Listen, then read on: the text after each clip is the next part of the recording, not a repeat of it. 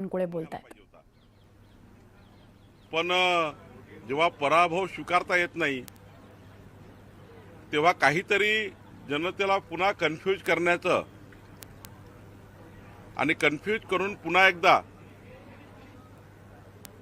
आपलं अपयश लपवण्याचं काम अशा प्रकारच्या कृत्यामधून करण्याचा प्रयत्न शरद पवार साहेब करतायत.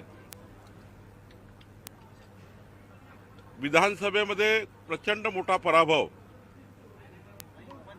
जनतेने नाकारलं आणि म्हणून आता येणाऱ्या स्थानिक स्वराज्य संस्थाच्या निवडणुकामध्ये पराभवाची भीती आणि मग यामधून जनतेला कन्फ्यूज करून आपल्या स्थानिक स्वराज्य संस्थेमध्ये पुन्हा आपली जमानत वाचवण्याकरता शरद पवार साहेब धडपड करतायत.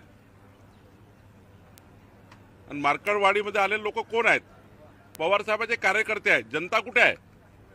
जनतेने तर विधानसभेला दाखवून दिलं की लोकसभेचा खोटारडेपणा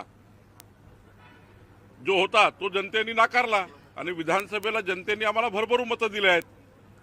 मग एवढंच आहे तर मार्कडवाडीमध्ये यापूर्वी ज्या ज्या निवडणुकीमध्ये ईव्हीएमवर मतदान झालं त्या मतदाराची आकडेवारी जर बघितली तेव्हा का आक्षेप घेतले नाही?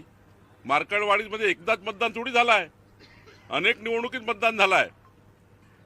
मग स्थानिक स्वराज्य संस्थात ईव्हीएमवर झाला आहे, त्यानंतर विधानसभेत ईव्हीएमवर मतदान झालं आहे, मशीनवर मतदान झालं आहे, त्यानंतर विधानसभेत झाला आहे, लोकसभेत झाला आहे, अनेक लोकसभेत अनेक विधानसभेत मतदान झालं आहे. तेव्हा आक्षेप घेतला नाही. पण जाणून बुजून जाणीवपूर्वक या महाराष्ट्राला पुन्हा एकदा या महाराष्ट्रामध्ये आपल्या या ईव्हीएमवर मशीनवर दोष देऊन पुन्हा एकदा आपलं अपयश लपवण्याचं पाप पवारसाहेब करतायत. मला वाटतं जनतेला सारं समजलं आहे. किती नौटंकी केली राहुल गांधींनी केली, पवार साहेबांनी केली किंवा अजून त्यांच्या महाविकास आघाडीच्या नेत्यांनी केली. महाराष्ट्र नौटंकीला कंटाळला आहे. महाराष्ट्र विकासाच्या बाजूने आहे. महाराष्ट्राला महायुतीकडनं अपेक्षा आहे आणि महायुतीचं सरकार देवेंद्रजींच्या नेतृत्वामध्ये या महाराष्ट्राला प्रचंड ताकदवान आणि महाराष्ट्र हा देशातला क्रमांक 1चे राज्य करण्याकरता आम्ही काम करणार आहोत. सर, उत्तम जानकर म्हणतायत की मी राजीनामा देतो, बॅलेट पेपरवर तुम्ही मतदान घ्या, त्यासाठी मी तयार आहे. असा आहे, हा खोटारडेपणा आहे. महामानव डॉक्टर बाबासाहेब आंबेडकरांच्या संविधानाचा अपमान आहे. निवडणुकीमध्ये खरं तर आता लोकसभेचे 31 खासदार निवडून आले महाविकास आघाडीचे. मग ते महाविकास आघाडीचे 31 खासदार त्यांनी राजीनामे दिले पाहिजे ना. तुम्ही खोटारडेपणा करण्याकरता त्या ठिकाणी अशा प्रकारचे उद्योग सुरू केले.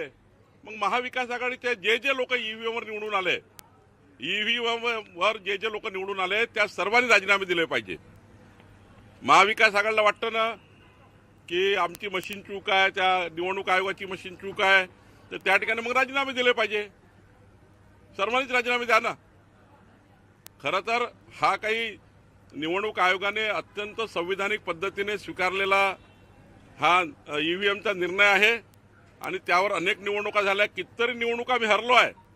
मोदींच्या निवडणुकीत तर आम्ही महाराष्ट्रामध्ये आम्हाला मोठे अपयश आलं आहे. आम्ही तेव्हा ईव्हीएमवर दोष दिला नाही. आम्ही तेव्हा आमचं चुका दुरुस्त केल्या. आमच्या निवडणूक जे काही पराभव झाला त्यातनं आम्ही काही शिकलो आणि त्यातनं आम्ही पुढे गेलो. पवार साहेबांनी या पराभवातून शिकलं पाहिजे आणि पुढे गेलं पाहिजे. खोटेपणा किती कराल तुम्ही आणि या वयात किती खोटेपणा कराल असं मला वाटतं. सर, मराठी भाषिकांचा महामेळावा होणार आहे बेळगावात आणि त्या बेळगावातल्या देखिए, शरद पवार साहब इन्होंने हार स्वीकार कर लेनी चाहिए. उनका बहुत बड़ा नुकसान ये चुनाव में हुआ. उन्होंने जिस प्रकार से झूठी बातें कही लोकसभा चुनाव में, वो झूठी बातें जनता ने नकार दी. और मार्कडवाड़ी में जो पवार साहब गए हैं उनको ये उम्र में इस प्रकार से झूठी बात कहना उनके उम्र के हिसाब से अच्छा नहीं है. महाराष्ट्र उनका सम्मान करता है और जो बातें वो कहते हैं अनेक चुनाव मार्केटवाड़ी में हुए हैं, अनेक चुनाव महाराष्ट्र में ईवीएम पर हुए हैं और ऐसे चुनाव को उन्होंने कभी नकारा नहीं। उनके 31 मेंबर ऑफ पार्लियामेंट चुन के आए तब उन्होंने कुछ बोला नहीं। अब रेसिग्नेशन की बात कर रहे, कर लीजिए ना, सारे मेंबर ऑफ पार्लियामेंट महाविकास आघाड़ी के सारे उनके विधायक कर ले। देखिए, संविधान से चुनाव आयोग ने जिस प्रकार